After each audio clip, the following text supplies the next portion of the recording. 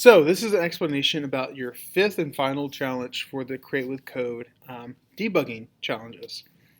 This challenge number 5, Whack-A-Food, is intended to be like a whack-a-mole style game. So let's look at what you currently have, and then I'll show you what it's supposed to look like when it's done. If you click on your scenes, in here you'll have a challenge 5 scene. Give that a chance to open up. And usually, your camera will probably start back here behind that UI. And I'm going to rotate, and man, this UI doesn't look great. So currently what you have is 3 buttons, just like our last game that we did, with their text looking like their alignment is off. So something I would love for you to fix is to fix this alignment here, and also fix this title as well. And let's see what happens if we play the game.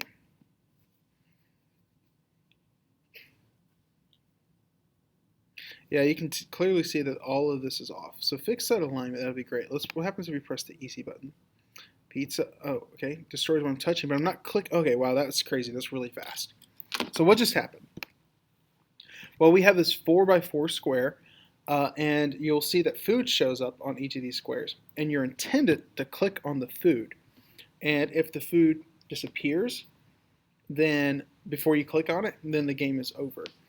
If you hit the skull, then you're just going to lose points. So it's supposed to add a score here.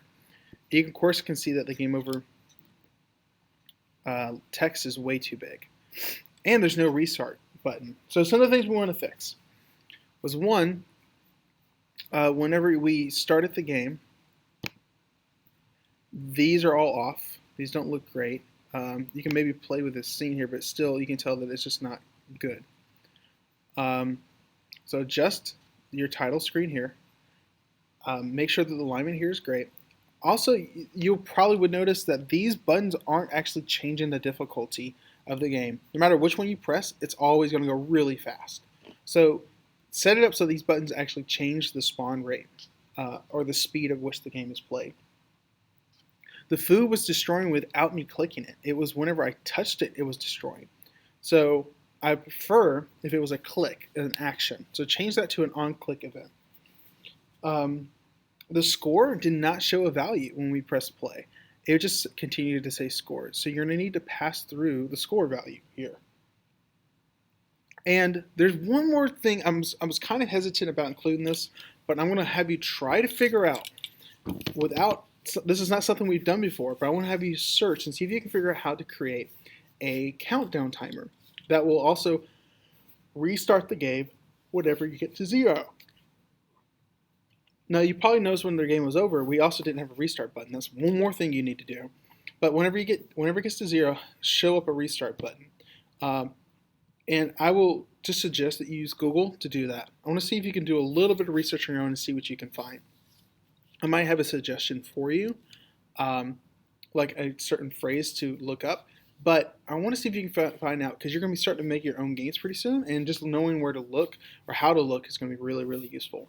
So right after this will be a small demo of what the finished game is supposed to look like, and wish you good luck.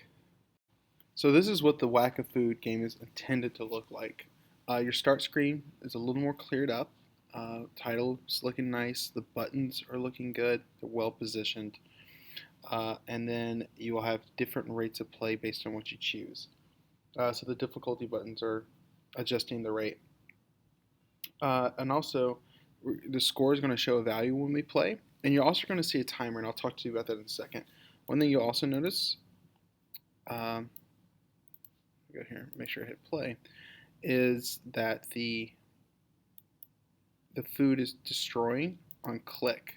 Oh, I didn't click it, but score 0, game over, and then the restart button is working as well. But you see I have a countdown timer here. If I don't want to click on the skull, I want to click on the food. So let me mess real quick. And it keeps the score value up here. And if I go medium, it should be going faster. So that difficulty level is increased based on what I chose here. When it comes to the countdown timer, I'm going to give you probably a link to a website, or I'll give you something to go search up to help you do this, but I want to see if you can follow someone else's instructions and figure out how to make the timer yourself. So, good luck.